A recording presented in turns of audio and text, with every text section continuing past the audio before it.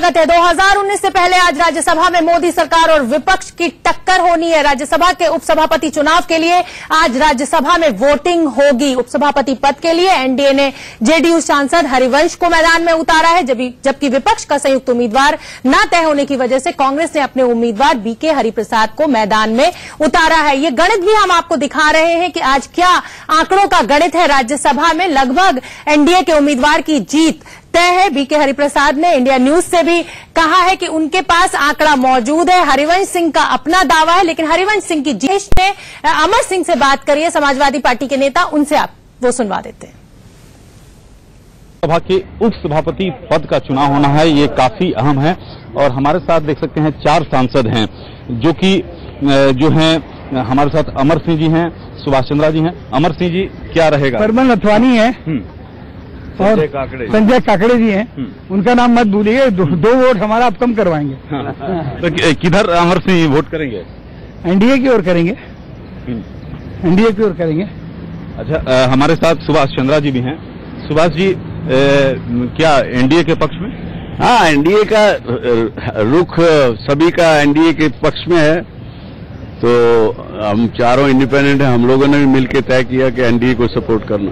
तो हमारे साथ एनडीए एमपी संजय काकड़े साहब हैं महाराष्ट्र से। आप बताइए, इंडिपेंडेंट हैं, एनडीए के साथ ही जाएंगे।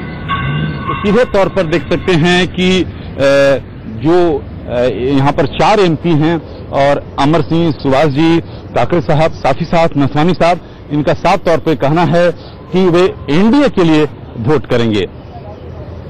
कैमरामैन संजीव के साथ राकेश कुमार सिंह, इंडिया न्यूज, दिल्ली। तो राज्यसभा में आज हरि बनाम हरि की जंग है और हम वो देखेंगे जैसे ही वोटिंग होगी, आंकड़ा सामने आएगा। हालांकि हरिवंश सिंह की जीत लगभग तय है। हमारे साथ सीनियर जर्नलिस्ट अरविंद मोहन जी भी जुड़ गए हैं। अरविंद जी, हम लोग लगातार चर्चा कर रहे थे, आप थोड़ा सी देर में हमसे जुड़े हैं। टोकन फाइट है, सिर्फ टोकन फाइट आज राज्यसभा। अगर इस पद की बात करें तो टोकन फाइट है, लेकिन कुल पॉलिटिक्स की बात करें तो फिर बड़े परम्यूटेशन कॉम्बिनेशन बनते दिख रहे हैं और उस हिसाब से जितना महत्व इसको मिलना चाहिए मेरे ख्याल से कुछ ज्यादा ही मिला है, क्योंकि बिहार का एनडीए कंसोलिडेट हुआ है और उड़ीसा का झगड़ा भी करीब करीब तय हो गया है। पहले ये लग रहा था कि बीजेपी कोशिश करेगी कि उड़ीसा में ज्यादा सीटें बढ़ाएं। जो सीटें बढ़ने की गुंजाइश बीजेपी की दिख रही है अभी, उसमें बंगाल और उड़ीसा बहुत महत्वपूर्ण है, लेकिन बीजेपी ने वहां एक तरह से सरेंडर कर दिया कि बीजेडी ही ऊपर रहे, हम जूनियर पार्टनर होकर रहेंगे। तो परम्यूटेशन कॉम्बिनेशन कई लेवल पे चल रहा है, वो देखना दिलचस्प होगा कि फाइनल वोटिंग में भी कहां कौन गया। ये 2-1 छिटपुट, मान लीजिए अमर सिंह इधर गया वो गए, वो कम महत्व की चीज है। आंध्रा में, तमिलनाडु में, उड़ीसा में, बंगाल में किस किस्म की गोलबंदी अगली होने वाली है, उसकी तस्वीर कुछ निकल के जरूर इससे आएगी।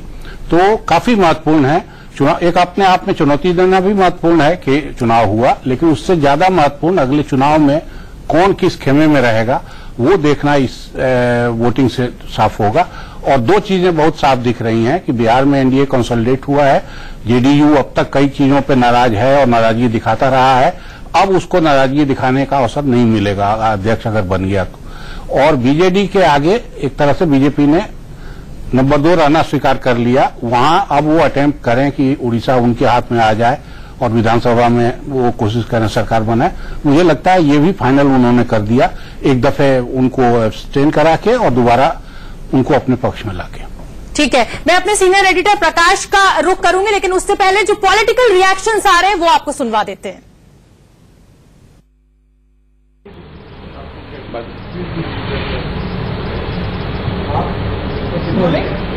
So what should we consider this? एक साथ आप लोग बोल रहे हैं क्या? हम हमेशा मिलते हैं, उसमें क्या? Anything to do with the deputy? अरे भाई, डिप्यूटी स्पीकर हमारा ही होगा और धर्मेंद्र भाई भी आए हैं अभी, तो इंडिया का ही जो हरवंश हमारे है, तो आप देखिए क्या होता है। Anything you like to add, sir?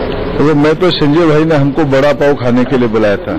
मैं बहुत ही पसंद करता हूँ बड़ा पाव और पोहा को, अच्छा लगा। मैं ऐसे संजय भाई को मैं बहुत पहले से ही, सालों से, जब मैं लोकसभा में आया भी नहीं था तब भी मैं थोड़ा थोड़ा मराठी धीरे धीरे पढ़ पाता हूँ, समना तब भी पढ़ता था और संजय भाई के विचार से हम बहुत पहले से ही प्रभावित रहते थे। मेरे वरिष्ठ है, मेरे बड़े भाई हैं, मित्र भी हैं। और बाकी रहा डिप्यूटी चेयरमैन राज्यसभा की, शिवसेना हमारी एक बहुत पुरानी सहयोगी है और हरिवंश जी जिस प्रकार की व्यक्तित्व है, आज हम सब लोग उनको मिलकर चुनेंगे, उसमें कोई संदेह नहीं है। शिवसेना उसकी नेतृत्व करेगा। तो संजय राउत को भी सुना, धर्मेंद्र प्रधान को भी सुना। प्रकाश, संजय राउत के आज एक्सप्रेशन से लेकर, तेवर से लेकर, फ्लेवर सब कुछ बदला हुआ है, जबकि हमेशा जब भी उनसे बात कीजिए तो वो बीजेपी के खिलाफ आग ही उगलते हैं। तो क्या माना जाए, शिवसेना जो है वो पूरी दबाव की रणनीति बनाए रहती है, अविश्वास प्रस्ताव में गायब रही, लेकिन अब फिर से साथ है। कहीं नुकसान होता दिख रहा है उसको अकेले? देखिए, दोनों वजह है शोभना की। एक तो नुकसान उनको दिखा निकाय चुनाव में जिस तरह से हार हुई, लेकिन उन्हें अपनी बात भी रखनी थी। तो उन्होंने कल भी जब मैंने बात की संजय राउत से, तो उन्होंने साफ तौर पर बड़े पुरजोर तरीके से कहा कि शिवसेना कभी किसी के दबाव में नहीं आती। हमारे लिए सत्ता हमेशा बैक सीट पर रहने वाली चीज है। हम मराठी मानुस की बात करते हैं। हम जो है केवल इसलिए वोट करेंगे, जेडीयू के नुमाइंदे को हम वोट कर रहे हैं, हम बीजेपी के नुमाइंदे को वोट नहीं कर रहे हैं। ये आप पहले हमसे सुन लीजिए, हमारी बात मान लीजिए। तो वो अपनी सफाई भी दे रहे हैं और साथ ही साथ उनको जो आने वाला भविष्य है उसमें जो शिवसेना को नुकसान होना है, जाहिर सी बात है बीजेपी को भी नुकसान होना है, पर बीजेपी का बहुत ही वास्ट कलेवर है, तो नुकसान जो है महाराष्ट्र तक ही सीमित है, शिवसेना उसको ज्यादा है। तो कहीं ना कहीं दोनों चीजें देखते हुए आज जो है बिल्कुल बदले हुए अंदाज में नजर आ रहे हैं। और अब ये मात्र औपचारिकता है। अब जो चीज देखनी ये होगी कि इस चुनाव के बाद जो है राष्ट्रीय राजनीति में क्या फर्क आता है, कौन कौन जो है तथाकथित यूपीए के साथ है और कौन जो है एनडीए के साथ ना होते हुए भी उसको किस तरह से सपोर्ट कर रहा है। क्योंकि आज टीआरएस के भी 2 लोग एब्सटेन कर रहे हैं, तो अब एब्सटेन करने वालों की ही कितनी 8 हो गई। 2 टीआरएस के हो गए, 2 पीडीपी के हो गए और 3 आप के हो गए और 1 आईएनएलडी के। तो अब 8 लोग को वैसे भी गणित बदलना है, तो एक औपचारिकता मात्र है। लेकिन ये डिप्टी चेयरपर्सन का जो चुनाव हो रहा है और इसमें जो एनडीए की जीत हो रही है, ये आने वाले भविष्य की राजनीति में जो है कई मायनों में मील का पत्थर साबित होगी और बहुत सी चीजें जो है साफ होती जा रही कि कौन किस पक्ष में जा रहा है, कौन किस पक्ष में नहीं जा रहा है, और साथ ना होते हुए न्यूट्रल रह के किस तरह से कौन किसको सपोर्ट कर रहा है। ठीक है प्रकाश, आप हमारे साथ बने रहिए। जंगवीर सिंह जी हैं, स्पोक्स पर्सन है अकाली दल के, वो भी हमसे जुड़ गए हैं। जंगवीर जी, बहुत बहुत स्वागत है आपका इस चर्चा में। शुरुआत में आपके दल की तरफ से नाराजगी सामने आई थी जब हरिवंश सिंह का नाम एनडीए में फाइनल हुआ था, वो नाराजगी दूर हो गई है या आपने समझौता कर लिया है? शोभना जी, कोई नाराजगी वाली बात नहीं थी। ये अपना मीडिया में ज्यादा था, हमें तो इसके बारे में कोई पता नहीं लगा। और जहां तक अपना समझौते की बात है, ऐसे कोई समझौते की जरूरत नहीं है, क्योंकि हम श्रोमणी अकाली दल जो है वो बीजेपी के साथ जो अलायंस है वो अटूट अलायंस है, तो उसमें कोई ऐसी कोई लेन देन वाली बात नहीं है। और हमने तो आपने कोई हमारे लीडर की तरफ से, हमारे प्रेसिडेंट की तरफ से या किसी की तरफ से कोई ऑफिशियल आपने कुछ सुना हो तो आप बताइए। ये जो बातें चल रही हैं ये एक किस्म से मीडिया में हलचल है कि ये भी नॉमिनी हो सकता है या इस पार्टी का भी नॉमिनी हो सकता है, तो ये सब बातें थी। हम एनडीए के साथ खड़े हैं और उनके साथ ही वोट करेंगे और उनका जो अपना जो एनडीए का कैंडिडेट है वो हमारा कैंडिडेट है। ठीक है माधव जी, आप कुछ कहना भी चाह रहे हैं, पर एक मेरा भी सवाल है कि परम्यूटेशन कॉम्बिनेशन की बात अरविंद जी ने भी करी। ये जो पूरा हिसाब खाता चल रहा है, चाहे हम अविश्वास प्रस्ताव में देख रहे हैं और हम आज भी देख रहे हैं, 2019 के लिए मजबूत रणनीति। देखिए, आज के चुनाव के बाद तो ये साबित हो जाएगा कि एनडीए में कुछ और दल जुड़ेंगे, जैसे बीजेडी का हो गया, टीआरएस का हो गया और कुछ अन्य दल है। तो मुझे लगता है कि 2019 के लिए कहीं न कहीं ये प्रिपरेशन एनडीए का ऑलमोस्ट जैसे फाइनल है और एनडीए का कुनबा बढ़ रहा है और विपक्ष जो है कहीं न कहीं जैसे विपक्षी पार्टियां जो एकजुट होने का भी प्रयास कर रहे थे, कहीं न कहीं उसमें फूट जैसे पड़ चुका है। तो हम लोग का कुनबा बढ़ेगा। जो हम लोग का कंसर्न था कि एंटी इनकम्बेंसी और वो, तो बहुत सारे ऐसी पार्टियां हैं जो जानती है इस चीज को कि विपक्ष के पास कोई प्रधानमंत्री का जैसे कोई चेहरा नहीं है और वही फायदा जो है कहीं न कहीं एनडीए को मिल रहा है। चेहरा है या नहीं, लेकिन आप लोगों का प्रोपेगेंडा बहुत स्ट्रांग है कि उनके पास नहीं है। क्या चेहरा बताए ना, जब आप हम लोग का चेहरा तो है कि माननीय प्रधान नरेंद्र मोदी हैं। क्यों अब विपक्ष राहुल गांधी को कहां बोल रहे हैं? विपक्ष मानने के लिए तैयार नहीं है इस चीज को। विपक्ष इस चीज को मानने की राहुल गांधी चेहरा है और मोदी वर्सेस राहुल गांधी का होना है, तब तो सब कुछ क्लियर हो जाएगा। लेकिन वही तो क्लियर नहीं है। न ममता बनर्जी मानने के लिए तैयार है, न अखिलेश यादव मानने के लिए तैयार है, न अन्य पार्टी मानने के लिए तैयार है, न शरद पवार जी मानने के लिए तैयार है। तो हम लोग का एनडीए तो इंटेक्ट है। एनडीए कुनबा में तो और दल आएंगे 2019 तक। देखते देखते आप देखेंगे कम से कम 5 से 7 क्षेत्रीय पार्टियां जो है वो एनडीए के कुनबे में जैसे जुड़ेंगे और एनडीए पुनः सरकार, एनडीए एनडीए की सरकार बनेगी, माननीय मोदी जी पुनः प्रधानमंत्री बनेंगे, ये आज क्लियर हो जाएगा। और जिस तरह अविश्वास प्रस्ताव लाके विपक्ष की हार हुई है और कहीं आज फिर हार होने जा रही है, तो विपक्ष की ये एकता जो पूरी तरह टूट चुकी है। ठीक है, एनके सिंह सर ये कह रहे हैं कि अभी कुनबे में और लोग भी जुड़ेंगे, लेकिन ये हम भी जानते हैं कि राष्ट्रीय राजनीति अलग होती है, लोकल राजनीति अलग होती है। बीजेडी का इस चुनाव में, राज्यसभा के चुनाव में बीजेपी के साथ आना ये बिल्कुल साबित नहीं करता है कि वो आगे भी इन्हीं के साथ करेंगे, क्योंकि बहुत बड़ा थ्रेट मानती है बीजेडी बीजेपी को अपने लिए उड़ीसा में। देखिए, इंडियन पॉलिटिक्स सर्वाइवल इंपरेटिव्स पे चलती है। क्या वो आगे 5 साल जिंदा रहेंगे एक फैसले लेने के बाद? यहां पे बड़े गौर से आप देखिए, खुद इन्हीं की पार्टी, इनके नेता कुशवाहा साहब अक्सर नीतीश कुमार के खिलाफ बोलते हैं। वो सिर्फ अपना कॉन्स्टिट्यूएंसी है जिसको एड्रेस करते हैं। नीतीश कुमार खुद बीजेपी के खिलाफ बोल रहे हैं, आपने ये भी देखा होगा। आखिर ये हो क्यों रहा है? शिवसेना हर तीसरे दिन बोलती है, आज अपनी पार्टी अपना गठबंधन कह रही है। ये होता क्यों है?